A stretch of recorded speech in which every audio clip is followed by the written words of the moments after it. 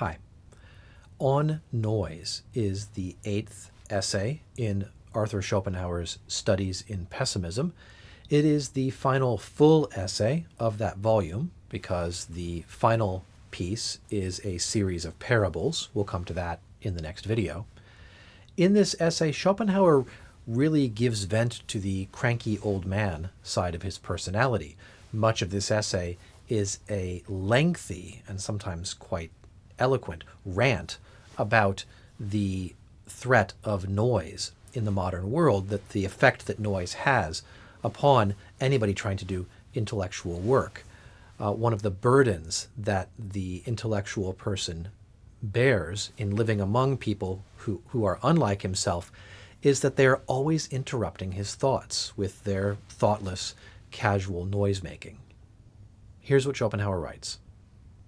Kant wrote a treatise on the vital powers. I should prefer to write a dirge for them. The superabundant display of vitality, which takes the form of knocking, hammering, and tumbling things about, has proved a daily torment to me all my life long. There are people, it is true, nay, a great many people, who smile at such things because they are not sensitive to noise. But they are just the very people who are not sensitive to argument, or thought, or poetry, or art, in a word, to any kind of intellectual influence. The reason of it is that the tissue of their brains is of a very rough and coarse quality. On the other hand, noise is a torture to intellectual people. In the biographies of almost all great writers, or wherever else their personal utterances are recorded, I find complaints about it. In the case of Kant, for instance, Goethe, Lichtenberg, Jean-Paul. And if it should happen that any writer has omitted to express himself on the matter, it is only for want of an opportunity. The aversion to noise I should explain as follows. If you cut up a large diamond into little bits, it will entirely lose the value it had as a whole. And an army, divided up into small bodies of soldiers, loses all its strength. So, a great intellect sinks to the level of an ordinary one as soon as it is interrupted and disturbed, its attention distracted and drawn off from the matter at hand. For its superiority depends upon its power of concentration, of bringing all its strength to bear upon one theme, in the same way as a concave mirror collects into one point all the rays of light that strike upon it. Noisy interruption is a hindrance to this concentration. That is why distinguished minds have always shown such an extreme dislike to disturbance in any form, as something that breaks in upon and distracts their thoughts. Above all, have they been averse to that violent interruption that comes from noise. Ordinary people are not much put out by anything of the sort. The most sensible and intelligent of all nations in Europe lays down the rule, never interrupt, as the 11th commandment. Noise is the most impertinent of all forms of interruption. It is not only an interruption, but also a disruption of thought. Of course, where there is nothing to interrupt, noise will not be so particularly painful. Occasionally it happens that some slight but constant noise continues to bother and distract me for a time before I become distinctly conscious of it. All I feel is a steady increase in the labor of thinking, just as though I were trying to walk with a weight on my foot. At last, I find out what it is. I'll pause here before Schopenhauer introduces the next topic. We have his announced intention to write, he said I should prefer to write a dirge for the vital powers being the sort of energy of life which takes the form of the tumult and activity of the street. But of course, that generates noise. Schopenhauer is saying I would rather write the funeral rather than a celebration of the vital powers or a discussion of their nature. I would rather write an elegy, a dirge, a funeral song for them. I would rather that they completely were extinguished or died out, because noise is this particular threat and this particular assassin of thought, he'll say later on, for the intellectual person.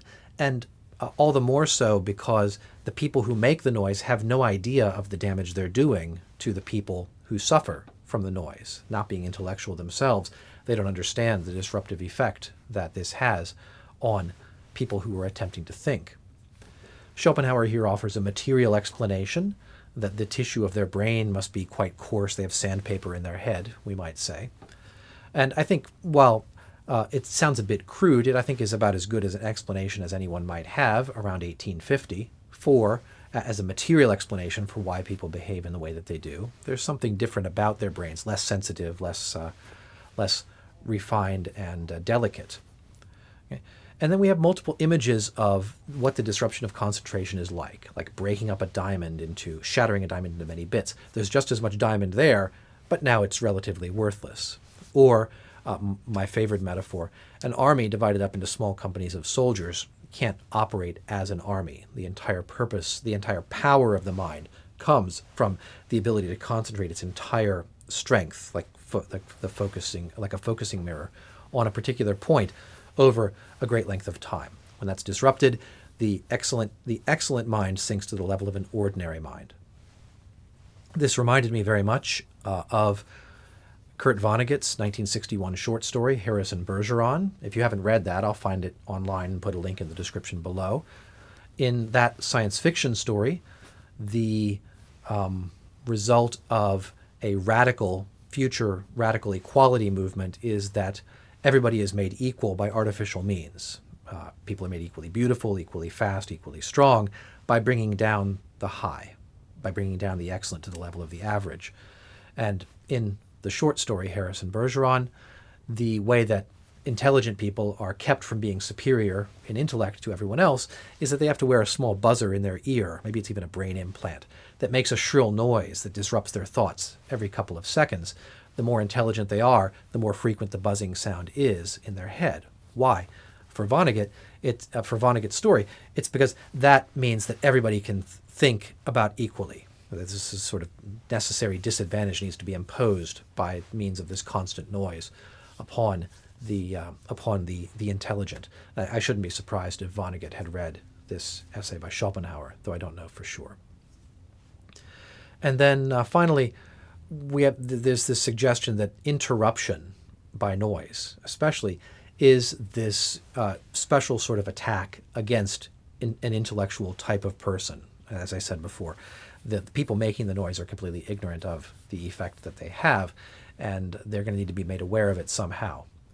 So let's go back to the text here, what Schopenhauer says next. Let me now, however, pass from genus to species.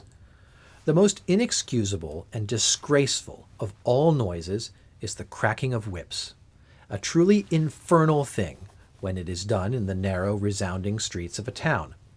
I denounce it as making a peaceful life impossible. It puts an end to all quiet thought. That this cracking of whips should be allowed at all seems to me to show in the clearest way how senseless and thoughtless is the nature of mankind. No one with anything like an idea in his head can avoid a feeling of actual pain at this sudden, sharp crack, which paralyzes the brain, rends the thread of reflection, and murders thought. Every time this noise is made, it must disturb 100 people who are applying their minds to business of some sort, no matter how trivial it may be. While on the thinker, its effect is woeful and disastrous, cutting his thoughts asunder, much as the executioner's axe severs the head from the body. No sound, be it ever so shrill, cuts so sharply into the brain as this cursed cracking of whips. You feel the sting of the lash right inside your head, and it affects the brain in the same way as touch affects a sensitive plant, and for the same length of time. To test Schopenhauer's assertion that a whip crack is uniquely disruptive to thought, I am going to insert a whip crack sound, like this, randomly through the rest of this video. You let me know whether it captures your attention and disrupts your thought in the way that Schopenhauer suggests. He goes on. With all due respect for the most holy doctrine of utility, I really cannot see why a fellow who is taking away a wagon load of gravel or dung should thereby obtain the right to kill in the bud the thoughts which may happen to be springing up in 10,000 heads, the number he will disturb, one after another, in half an hour's drive through the town. Hammering, the barking of dogs, and the crying of children are horrible to hear, but your only genuine assassin of thought is the crack of a whip. It exists for the purpose of destroying every pleasant moment of quiet thought that anyone may now and then enjoy. If the driver had no other way of urging on his horse than by making this most abominable of all noises, it would be excusable, but quite the contrary is the case. This cursed cracking of whips is not only unnecessary, but even useless. Its aim is to produce an effect upon the intelligence of the horse, but through the constant abuse of it, the animal becomes habituated to the sound, which falls upon blunted feelings and produces no effect at all. The horse does not go any faster for it. You have a remarkable example of this in the ceaseless cracking of his whip on the part of a cab driver, while he is proceeding at a slow pace on the lookout for a fare. If he were to give his horse the slightest touch with the whip, it would have much more effect. Supposing, however, that it were absolutely necessary to crack the whip in order to keep the horse constantly in mind of its presence, it would be enough to make the 100th part of the noise. For it is a well-known fact that, in regard to sight and hearing, animals are sensitive to even the faintest indications. They are alive to things that we can scarcely perceive. The most surprising instances of this are furnished by trained dogs and canary birds. It is obvious, therefore, that here we have to do with an act of pure wantonness, nay, with an impudent defiance offered to those members of the community who work with their heads by those who work with their hands. That such infamy should be tolerated in a town is a piece of barbarity and iniquity, all the more as it could easily be remedied by a police notice to the effect that every lash shall have a knot at the end of it. There can be no harm in drawing the attention of the mob to the fact that the classes above them work with their heads, for any kind of head work is mortal anguish to the man in the street. A fellow who rides through narrow alleys of a populous town with unemployed post horses or cart horses and keeps on cracking a whip several yards long with all his might deserves there and then to stand down and receive 5 really good blows with a stick. All the philanthropists in the world and all the legislators meeting to advocate and decree the total abolition of corporal punishment will not persuade me to the contrary. There is something even more disgraceful than what I have just mentioned. Often enough, you may see a carter walking along the street quite alone, without any horses, and still cracking away incessantly, so accustomed has the wretch become to it in consequence of the unwarrantable toleration of this practice. A man's body and the needs of his body are now everywhere treated with a tender indulgence. Is the thinking mind, then, to be the only thing that is never to obtain the slightest measure of consideration or protection, to say nothing of respect? Carters, porters, messengers, these are the beasts of burden amongst mankind. By all means, let them be treated justly, fairly, indulgently, and with forethought. But they must not be permitted to stand in the way of the higher endeavors of humanity by wantonly making a noise. How many great and splendid thoughts, I should like to know, have been lost to the world by the crack of a whip? If I had the upper hand, I should soon produce in the heads of these people an indissoluble association of ideas between cracking a whip and getting a whipping. Let us hope that the more intelligent and refined among the nations will make a beginning in this matter, and then that the Germans may take example by it and follow suit. Translator's footnote. According to a notice issued by the Society for the Protection of Animals in Munich, the superfluous whipping and the cracking of whips were, in December 1858, positively forbidden in Nuremberg. Meanwhile, I may quote what Thomas Hood says of them. For a musical nation, they are the most noisy I ever met with. That they are so is due to the fact, not that they are more fond of making a noise than other people, they would deny it if you asked them, but that their senses are obtuse. Consequently, when they hear a noise, it does not affect them much. It does not disturb them in reading or thinking simply because they do not think. They only smoke, which is their substitute for thought. The general toleration of unnecessary noise, the slamming of doors, for instance, a very unmannerly and ill-bred thing, is direct evidence that the prevailing habit of mind is dullness and lack of thought. In Germany, it seems as though care were taken that no one should ever think for mere noise.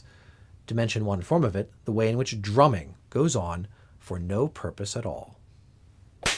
Finally, as regards the literature of the subject treated of in this chapter, I have only one work to recommend, but it is a good one. I refer to a poetical epistle in terzo rimo by the famous painter Bronzino, entitled De Rumori a Messer Luca Martini. It gives a detailed description of the torture to which people are put by the various noises of a small Italian town. Written in a tragicomic style, it is very amusing. The epistle may be found in Opera Burleschi de Berni, Aretino et Altri, Volume 2, page 258, apparently published in Utrecht in 1771. That's the end of Schopenhauer's essay on noise, and I'd like to conclude with a blog post on this topic, referring specifically to this essay in the final book just mentioned, on a blog with the title Travel Marks, M-A-R-X at the end. I'll put the link in the description below.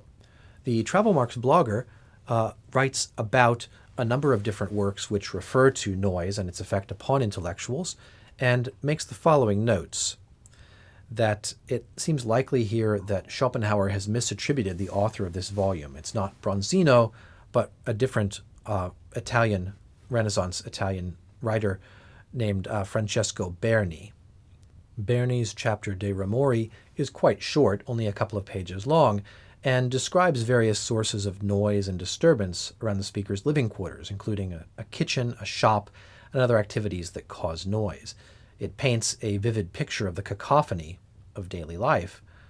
Travel Marks notes, it's unclear from the text whether the author of the piece finds these noises around him especially annoying or not, but overall the piece seems to lack the kind of anger and bitterness that is characteristic of Schopenhauer's essay. I will put the link to the full blog post, which I encourage you to read, in the description below. This brings me to the end of my commentary on Schopenhauer's On Noise. The next and final section of Studies in Pessimism is titled Some Parables, and we'll look at those in the next video. Thanks for watching today. Goodbye.